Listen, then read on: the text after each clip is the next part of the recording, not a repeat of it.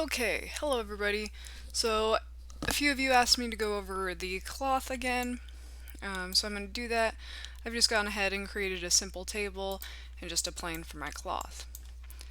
Now, once you have your cloth shape created, you want to make sure you go over into your inputs and pump up your subdivisions, because the cloth can only bend wherever there is these edges.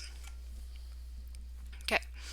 So, once you've done that, you're going to come over here to where it says modeling, or whatever you've put this tab into, and come on down and go to effects. Once as you're in effects, go ahead and select your cloth and go up here to end cloth, and go down to create a cloth. Then you want to select your table, come back up to end cloth, and create a passive collider. This is telling Maya that this cloth is going to collide with this. If we did not set this as a collider, it would continue to fall forever into space.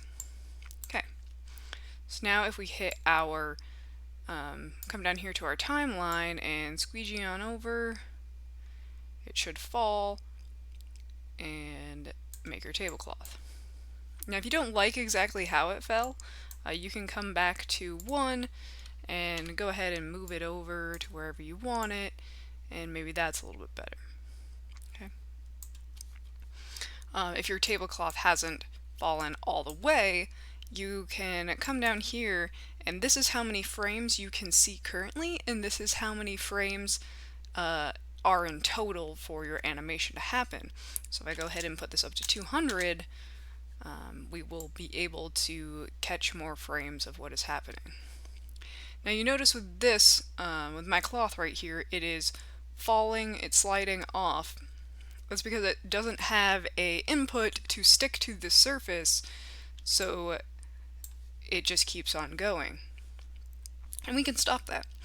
We can come down to, with our cloth selected, come down to your attribute editor, and you are probably on end cloth here.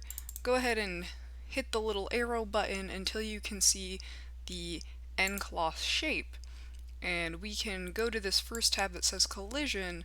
All the way down at the bottom there's a stickiness.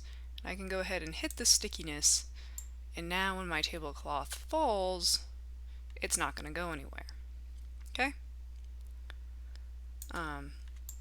If your tablecloth isn't bending how you like, you will have to Control Z back until before it was a cloth and go and add in the subdivisions, unfortunately. But another thing that you can do with the stickiness is, if you want it a little bit wrinkled, we could tilt this a little bit.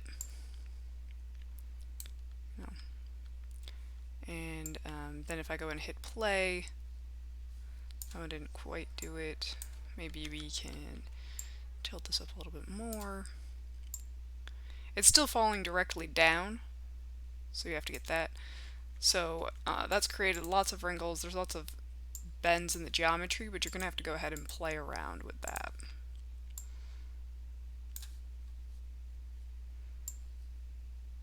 Just maybe allow it to slide a little.